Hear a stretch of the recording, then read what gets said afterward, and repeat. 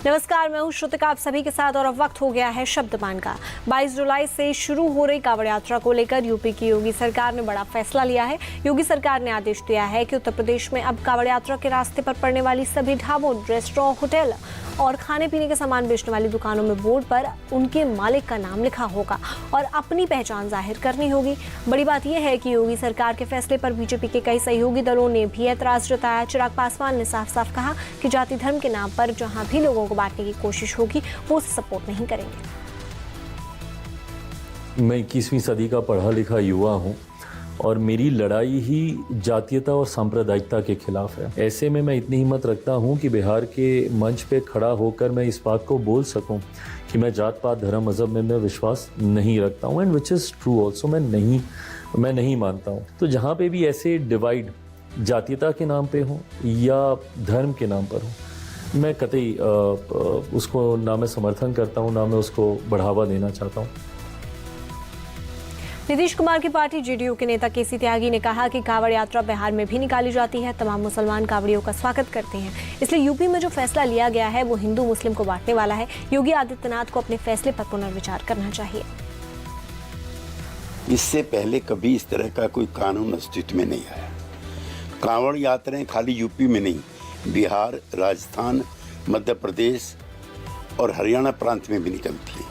हमारा बिहार प्रांत तो देश में सद्भावना की ऐसी मिसाल है कि जो मुस्लिम लोग हैं भागलपुर से लेकर के धाम तक दुकानें लगाते हैं और हिंदू मुस्लिम सब मिलकर के कांवड़ियों का स्वागत सत्कार करते हैं।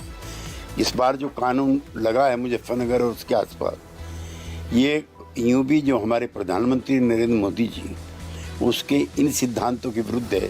सबका साथ, सबका विकास, सबका विश्वास। उसके बाद ये फरमान जारी होते हैं कि अमुक अमुक धर्म के मानने वालों से खाना पीना ना खाया जाए।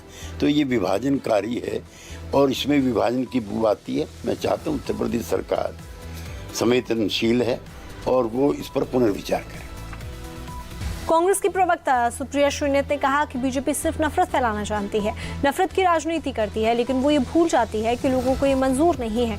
यहाँ तक कि बीजेपी के घटक दलों ने भी इस फैसले की मुखालफत की है।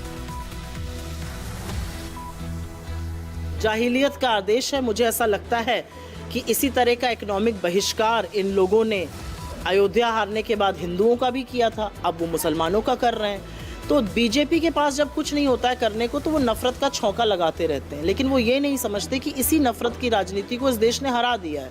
इस देश ने ये तय किया कि आप 63 सीटें हारे क्योंकि आप नफरत और इस तरह का उन्माद फैलाने की कोशिश करते हैं। क्या फ़र्क पड़ता है अगर अब्दुल बेचे सेब या अनिल बेचे, क्या सेब कम मीठा हो जाएगा?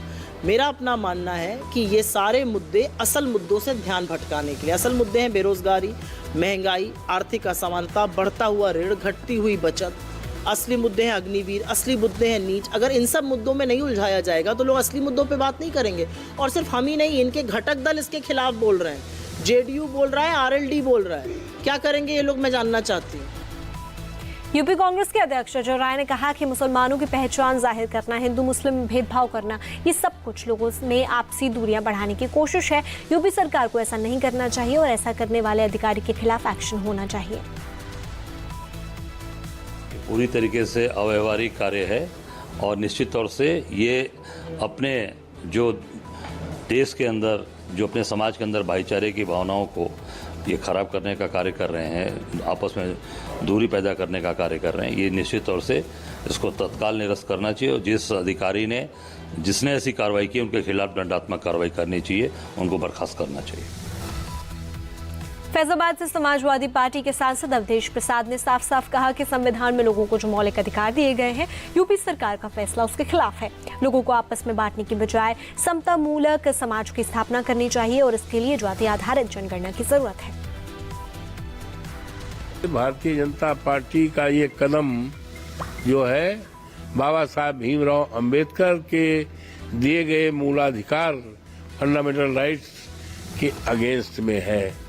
आज जरूरत ये है, जो कहते हैं दुकानदार का नाम लिखा जाए, आज जरूरत है देश में कि जातीय आधार पर इस देश की जनगणना कराई जाए और जब जातीय आधार पर जनगणना हो जाएगी तो समता मूलक समाज की जो परिकल्पना हमारे नेता आदरणीय मुलायम सिंह यादव जी, देश के जो हमारे अमर शहीद हैं उनका सपना पूरा होगा और देश राष्ट्र एक मजबूत और खुशहाल राष्ट्र बनेगा।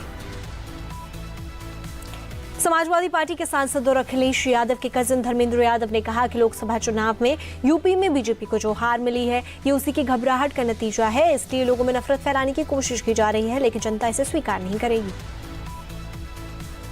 100% गलत है, संविधान विरोधी है, कानून विरोधी है।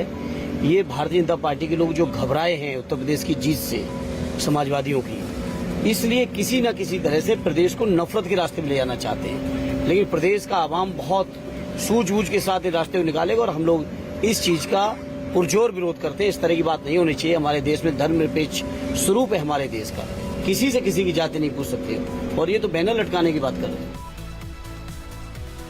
यूपी बीजेपी के नेता और योगी सरकार में पूर्व मंत्री मोहसिन रजा ने विपक्ष के नेताओं को जवाब दिया। मोहसिन रजा ने कहा कि इस फैसले को हिंदू मुसलमान के चश्मे से नहीं देखना जाना चाहिए। ऐसा सिर्फ इसलिए किया जा रहा है ताकि कांवड़ यात्रा को सुरक्षित तरीके से संपन्न कराया जा सके। मोहसिन रजा ने कहा कि विपक्ष के नेता जानबूझकर शोर मचा रहे हैं क्योंकि इसमें उन्हें सियासी फायदा नजर आ रहा है। इस फैसले में आदरणीय योगी सरकार ने साफ किया है कि सुरक्षा व्यवस्था बेहतर रहे, वहां पर लगने वाली दुकानों पर प्रोप्राइटर्स के नाम लिखे होना चाहिए, उनके मोबाइल नंबर्स हों, क्योंकि बहुत बड़ी तादाद में कांवड़ लेकर हमारे श्रद्धालु निकलते हैं।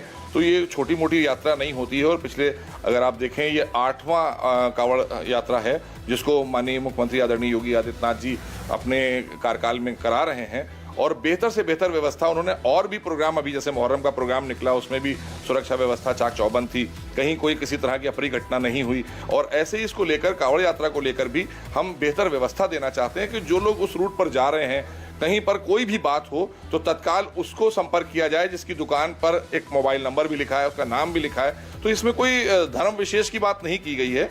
ये आम एक सर्कुलर है कि सभी लोग अपनी दुकानों पर अपने नाम और उसके नीचे मोबाइल नंबर लिख दें। तो और इसको लेकर मुझे लगता है विपक्ष हल्ला इसलिए कर रहा है क्योंकि उसे सूट करती है।